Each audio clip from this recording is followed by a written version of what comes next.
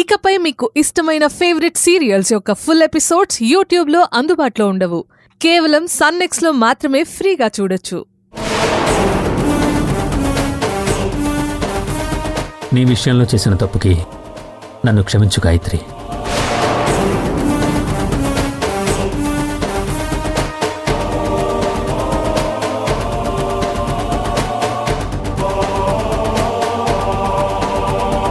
నేను వస్తానమ్మా. Thank you sir. Constables జీపేకించండి.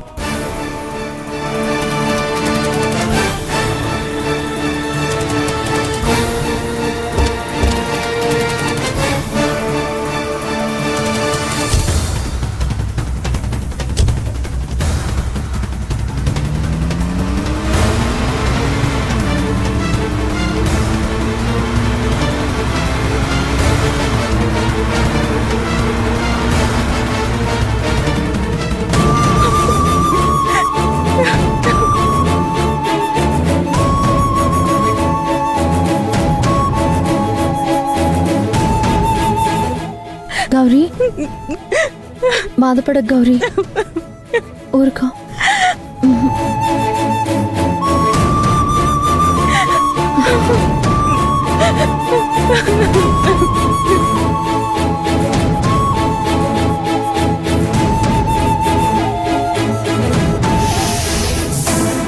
అమ్మా, నాన్న, అమ్మా, అమ్మా,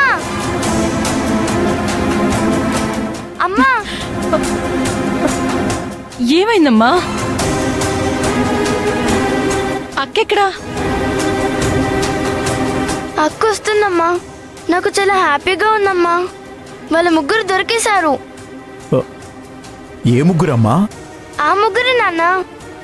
అక్కని అల్లరి చేశారు కదా, ఆ ముగ్గురు రౌడీలు దొరికేశారు.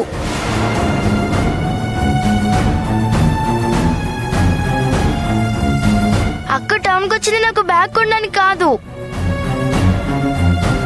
ఆ ముగ్గురిని పట్టుకోవడానికి. మన ఊరి జనాల మధ్యలో తప్పు చేశామని ఒప్పుకున్నారు.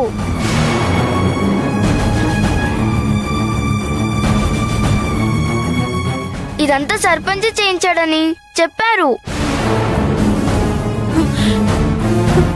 నువ్వు చెప్పేది నిజమా అమ్మా? అవునమ్మా. ఆ ముగ్గురిని అరెస్ట్ చేస్తే అక్కే వదిలేమని చెప్పింది. పార్వతి, ఇదంతా కళ నిజమా? నిజమేనా అన్నా?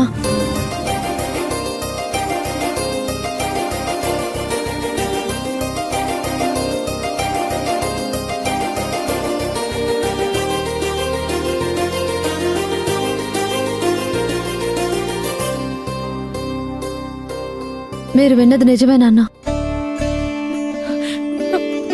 పోయిన ప్రాణం తిరిగి వచ్చినట్టుందమ్మా. చాలా సాహసం చేశావమ్మా. కానీ నీకేదన్నా జరుగుంటే? భయపడుతూ కూర్చుంటే నిజం బయటికెలా వస్తుంది నాన్న? నిజమేనమ్మా. నీకున్నపాటి తెగింపు ధైర్యం మాకు లేకపోయింది.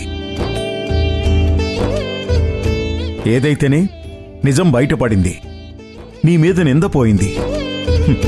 ఇక మనం ఊరొదిలి వెళ్లాల్సిన అవసరం లేదమ్మా. మీరెప్పుడు ఇలాగే సంతోషంగా ఉండాలి నాన్న. తప్పకుండా ఉంటావమ్మా. ఇంకా మనకన్నీ మంచి రోజులే. భగవంతుడా, నువ్వున్నావు. కష్టాల్లో నిన్ను నిందించాను, నన్ను క్షమించు.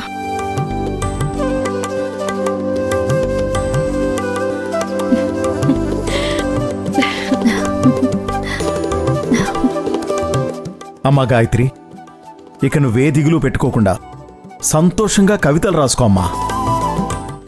అలాగే నాన్న. బ్యాగ్ పట్టుకో అమ్మా.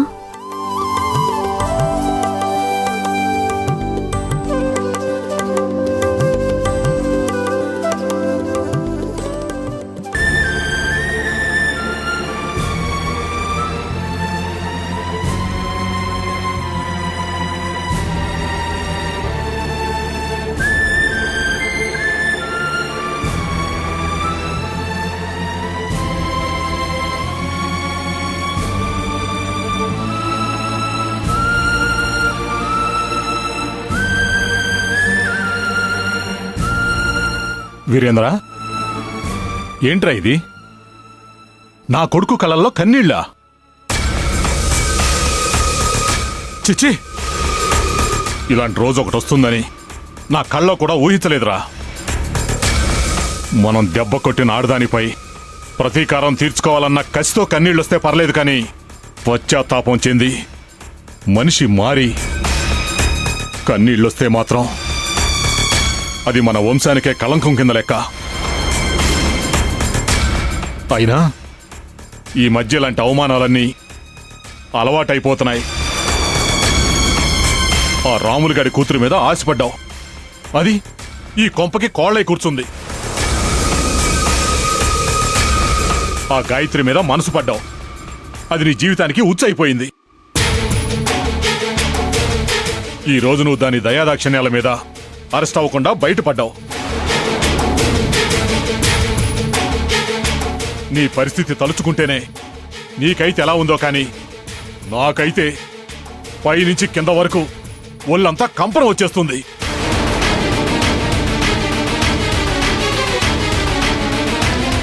నీకే కనుక సిగ్గుంటే దాని మీద ప్రతీకారం తీర్చుకో. మనకలాంటివి లేవనుకుంటే నీ ఇష్టం. మావయ్య గారు,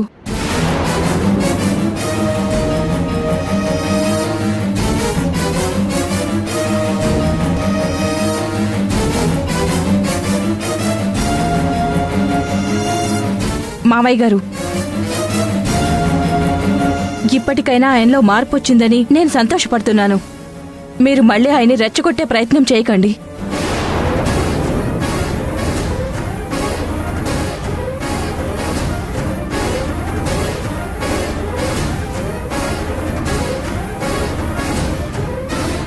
చూస్తున్నావుగా, అర్హత లేని ఆడద కూడా సలహాలిచ్చే స్థాయికి రావడమే మన పతనం మొదలవుతుందనడానికి సంకేతం. నువ్వు వేసిన నిందని అపనింద అని సునాయాసంగా నిరూపించింది ఆ గాయత్రి.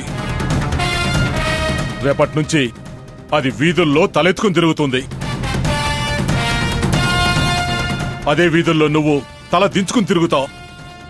ఆలోచించుకో.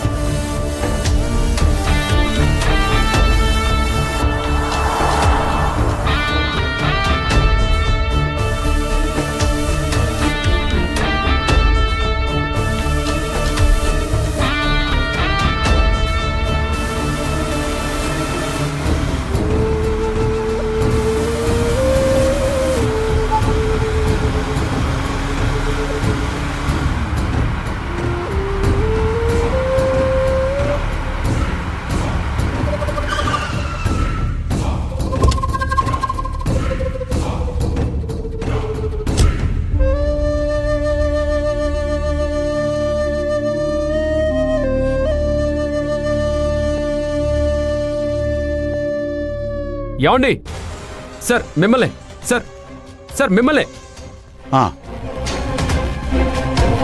నన్నేనా మీరు పిలిచింది? అవునండి. ఊరి కొత్తలో ఉన్నారు, ఏం కావాలి మీకు?